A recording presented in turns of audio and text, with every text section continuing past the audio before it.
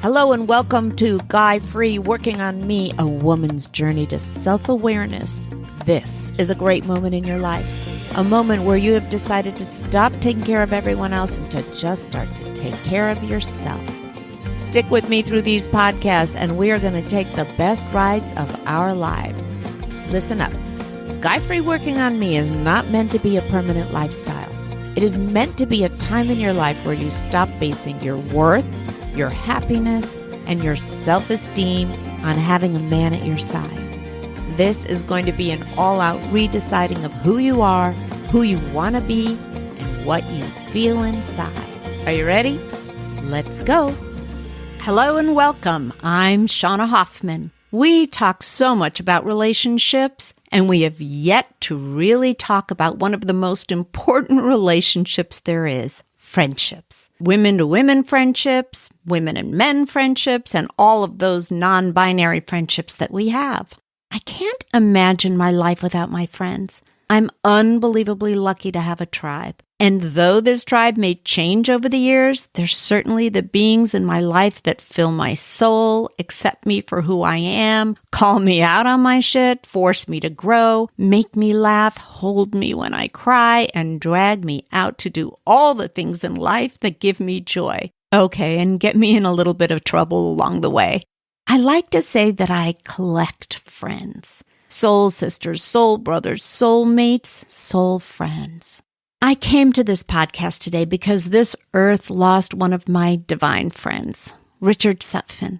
To the metaphysical world, he was known as Dick Sutphin. He spoke on reincarnation. He wrote the bestsellers, Past Lives, Future Loves, and You Were Born Again to Be Together, and so many more. But to me, he was a soulmate of the most fascinating kind. Have you ever met someone and had this crazy feeling like you've known them for a million years? There's a feeling like, hi, oh, there you are. And you're kind of flabbergasted because you have never met this person before. Richard wrote so many books on reincarnation. I've always believed in it. But the day I met him, it was crazy. We both felt it right away. He looked at me and all of a sudden he handed me 10 of his books and his email address so we could talk about them. And that was the beginning of a friendship that touched me deeply. We would email late at night and talk about life. We'd meet up for lunch and just talk for hours about love, dreams, the people in our lives, and our learning lessons from them. And mostly we would just make each other laugh. I hadn't talked to Richard in over 6 months. Then I found out last night about his passing. I can't help but feel sad knowing he's gone from this earth. This brilliant, bright being, my friend. But then again, in all truth, I believe everything that he shared with the world and what he taught me, that we will meet again. So that brought me to this podcast, Friendship. Divine, fabulous, hard, and soulful. I was reading a chapter that he'd written about me, my mom, and my husband when he did a past life regression on us for his book, Soul Agreements. And in it, I was reminded that I told him one day, I want to write a book called Divine Friendship. So I guess this is the beginning of it. Thanks, Richard. Inspiring me even from the other side. Why am I not surprised? Friends. Before I get into what I consider a friend, I thought I'd just look up the definition of friend. It's always so interesting. Okay, here's the definition. It's a person whom one knows and with whom one has a bond of mutual affection, typically exclusive of sexual or family relations. I love that concept, a bond of mutual affection. But it has to start somewhere. And to me, the word mutual nails it. Mutual ideology, mutual morals, mutual experiences, mutual likes and dislikes. Unlike a love relationship where you really have to have so many mutuals in common, in a friendship you can bond over just one. And often that's the one that starts the friendship. We both meet up to play tennis together or go hiking together or save dogs together. Girlfriend, you know who you are. Or go shopping together or travel together. We met volunteering for the theater or in a show or at an art gallery. It's so much fun to find a new playmate. But what turns it from a playmate to what I call a divine friend? I think the more time you spend with someone and get to really know someone, you can ascertain whether you can trust them to go deeper. Is this someone you can have deep conversations with and feel safe? It doesn't mean that you agree. In all actuality, sometimes the best friends that we have can show us how to think differently, how to see another side of a subject that we're really ensconced in our thinking about. Why can we see it? Because we trust them. And more importantly, we respect them. Okay, these are big words that carry huge weight in life and relationships. Trust and respect.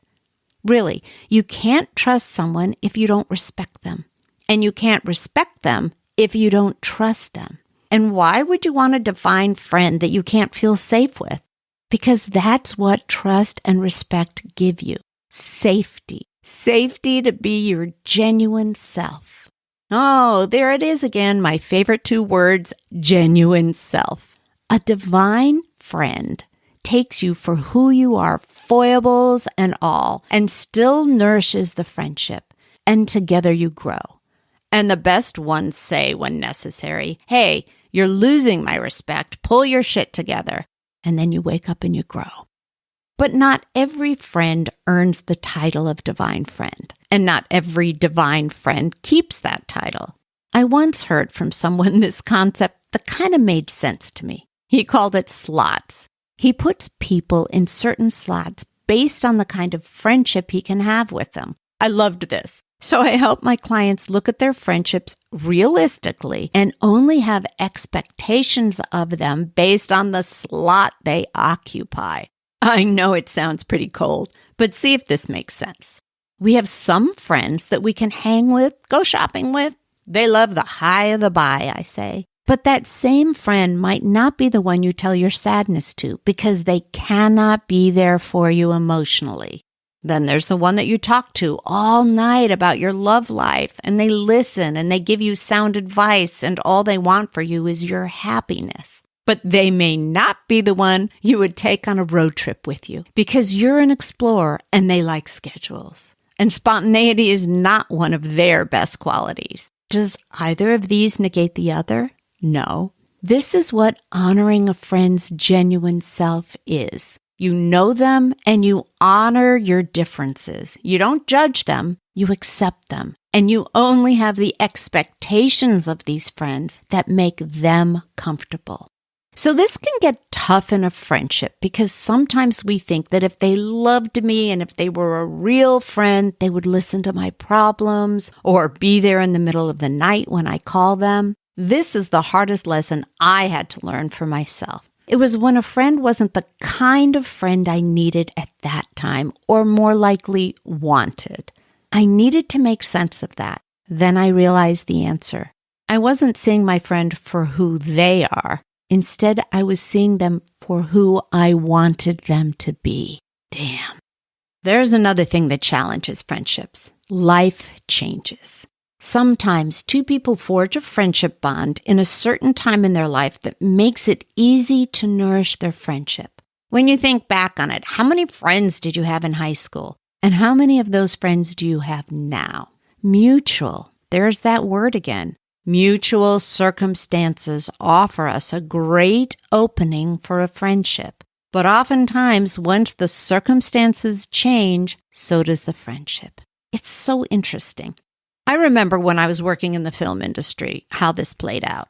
When you're working 12 to 16 hours a day with a team of people, you get so close. A friendship family is what I called it. Maybe you're on location, away from your normal life. Usually you all share the same exhaustion and excitement and creativity. You have every meal with them and breaks. You're all together sequestered on a set for hours and hours of your life, sharing a mutual experience. But once the movie stops shooting, all of a sudden, those people you saw every day, shared your mutual exhaustion and excitement and creativity with, aren't there first thing in the morning. And you have to make an effort to keep them as a friend. And all of a sudden, you take a look at that old call sheet and figure out which ones you really have anything else in common with. and if their friendship is worth your effort. This holds true with every kind of friendship that was forged around a certain time in your life. Think about it. High school friends, college friends, work friends, mom's groups, someone you met on a trip, neighbors who are in your life and then they move away. What is it for you that helps you decide if this friendship is worth the effort to keep up? And if it is, are you willing to allow it to change with the circumstances? The thing about friendships is that they're one of the best barometers and one of the best learning lessons of your own issues. Oh, yes. We take on the roles with friends the same way we do with lovers or family. If we're the healers or the nurturers, we take on that role with our friends. If we're the critical one with our lovers, then chances are we'll be the critical one with our friends, and vice versa. If we're needy with our friends, you can damn well bet you're going to be needy with a lover. The reason I want you to think about this is that wonderful concept, self-awareness. If you're struggling in a friendship, it's a great mirror for you to look at yourself. Are you working too hard to keep an unhealthy friendship? Are you doing all the work and they never reach out to you? Are you so critical of them that they're pulling away from you? Are you doing something that's causing them to lose respect for you? Have you done something to lose their trust? We don't want to have friendships where neuroses meets neuroses. Needy person finds a rescuer. Critical person finds a friend with no voice. A true friend is one that you have because you're healthy and want to surround yourself with other healthy people. And herein lies the sadness and also the poignant truth. Sometimes when you work on yourself, you find yourself growing to the point that you have healed your neuroses, your stuff. You have looked at your behavior, your thoughts, your defense mechanisms, and acknowledged where you need to grow. But here you are in a friendship with someone who has not. At this point in your friendship, it's time to look at the slots. Maybe there's a safe place for that friend that does not trigger you to go backwards and relapse into the behavior that you've finally grown out of. And maybe not. It is okay to let go of friendships as long as you're doing it consciously for your higher good, not because your ego is hurt or you don't want to look at yourself. Our friends are some of our best teachers in our lives. I've found that my biggest growth came from fights with my friends or breakups with them. Sometimes we've walked out of each other's lives for years, sometimes forever. But it's those soul friends that ended up doing their own growth while I was doing mine that somehow we found ourselves back together again. Now that brings me back to divine friends. I believe those are the ones that have weathered the circumstances. I believe those are the ones who love you enough to be honest with you. I believe those are the ones who see your brilliance and worth even when you don't. These divine friends don't have to be in your everyday life all the time. They may live across the country or the world from you. You may only see them or talk to them every few months, but you can feel in your soul that you are connected. Call it divine friends, call it whatever you want. But when it comes down to it, you both know that no matter where you are, if one of you reaches out, the other one will be there. And you get that warm feeling that, yes, this feels right. We are connected and it is divine. I'm blessed with the most amazing divine friends. We have weathered each other's storms and all of the storms that we have created together. My life, my learning, and my soul would not be the same without them. So right now, I want to thank them. I want to tell you how much I love you, my divine friends. And now to Richard. You touched my heart and you taught my soul. Thank you for the earth time we spent together. Oh, we laughed so hard and we cried over so many things. You were a divine friend that will always hold a place so deep in my heart. And I can't wait till the day we meet again, and that we will. Ladies, be good to yourselves. Honor your friendships. Honor yourself. Surround yourself with beautiful, loving beings. Thank you for letting me into your life this week, and I look forward to popping back again next week. Thank you for joining me today on the Guy Free Podcast. My hope is that you leave this podcast inspired, fired up, and ready to take that next step on the magical journey of self-awareness. And then you come back and join us again. Oh, and if you can do me a quick favor, please leave me a 5-star review over on iTunes. I gain so much from reading the reviews and getting feedback from my listeners.